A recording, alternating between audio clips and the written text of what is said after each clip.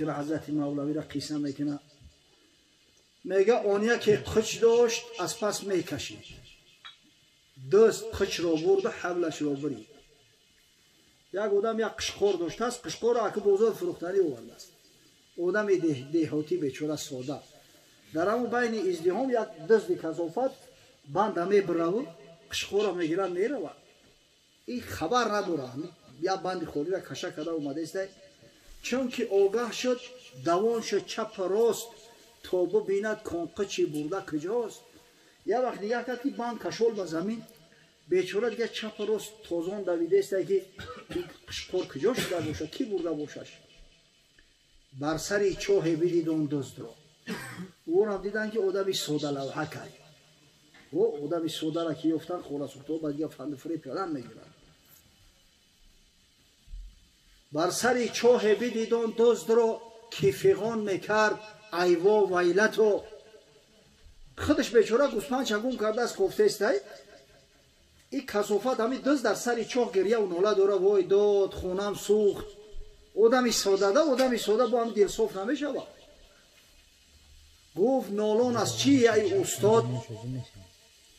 گفت همیان زرم در چه فیتاد ای بچه گفت چی در داری چی گریه میکنی گفت میخواستم آب بخورم دزد میگه میخواستم آب بخورم که خلطه تیلو هم در دوری آب غلطی این زمانهای پیش پولی کاغذی نبود که یا درهم بود پولی نقره یا دینار پولی تیلو عادتا در دوری خلطهک میگرفتن همون را یا در گردنشو کشول میکردن یا در پهلوشو میبستنش گفت میخواستم آب بگیرم که در دوری همون چاه غلطید خلطم من آب بازی کردن نمیتونم گر توانی در روی بیرون کشی خمس بید هم مرتو را با دل خوشی اگر دستی آب داشته باشی بدرو همون را بکش برور ای همی 5 یک حصهش ای شیر مادرت حلال میتونه 500 دینار بیستانی بد است او خالته در 100 تنگه تیلو بد میگه این خمسش 20 دینار میشه گفت او این خود بهای 10 قچ است گر در بربسته شد 10 در کشد گر قچه شد حق ایواز اشتر بیداد این مردک فکر کرد ای کجا قشقار میکوی مردی سودا اوغی اگر 20 دینار هم بتا در این 20 دینار ما 10 تا قشقار فسانی پیش بازار را میخرم این خدای بزرگ ببین یک قشقار گوشی در جای قشقار یک کلیه شتر اومد جامه ها را کند اندر آب رفت جامه ها را برد هم آن دزدی تفت جامه ها شب رواد بچوره تای ایزار کرد اومد این خونه سوخته دزد جامه ها هم گریفت برفت و حضرت نصیحت میکنه حین سواری توبه شو بر دزد رس جامه ها بیستان از دست باز پس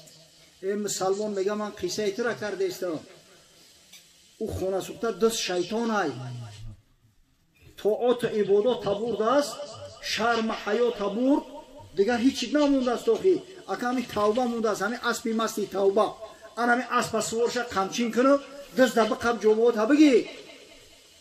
مرکبی توبه عجایب مرکب است بر فلک توزد به یک لحظه زی پس ایت اسبی مست میگه همی که مرکبی هست که انشالله در همی یک لحظه به عثمان هفتم همی برا میرسوند لیک مرکب رو نگه میدار از آن کو بدزدید آن اباید را نهان اما هوش تا سر از بگه که ما اسب تا ندزده همین دزدیدن اسب چیه خیلی بد میکنم ده بد میکنم ده ان همی طلب دادن این وقت هایی برای این ماهی بزرگ برای ان همی طلب استغفار بهترین وقت بهترین مورد است برادرای عزیز الحمدلله رب العالمین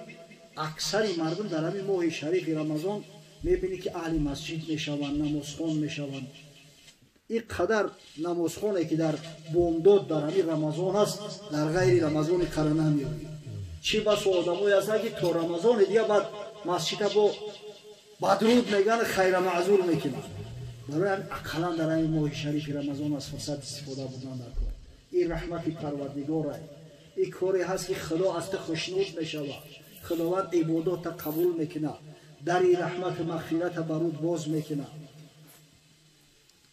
و اما اللتان لا غنا بكم عنهما فتسألون الله الجنة و تعوذون من النار اما او دو چیزی که برای شما بسیار مهم و لازم است. اولش از خدای تعالی طلب جنت کنید، از پروردگار طلب جنت کنید. اذا جاء رمضان فتحت ابواب الجنه، در ماه شریف رمضان دری همه هشت دری جنت باز است. از خدا طلب جنت کنید و از آتش جانسوز جهنم با پروردگار پناه ببرید و بگید خدایا از آتش جهنم نجات ما بده. الحمدلله رب العالمین همیشه در ذکرام و در هر نماز تراویح 5 مرتبه همین را میگم: لا اله الا الله نستغفر الله نسألك الجنة و نعوذ بك من النار. خشمانم بهتر همون خوری گفته است سری آموز شده گیرید. وقتی ما بچه بودیم یادم است عجیب مردم تیز میگفتن اگه جای خوری های بلبل بوده او وقت زمان بیچاره مسافرکان میگفتن یک تشمی سبحان ذی الملک و الملکوت میگفت یا تگشت مصرع دیگه شم میگیرید میرفت یا با سیم شو دیگرش تکرار میکرد.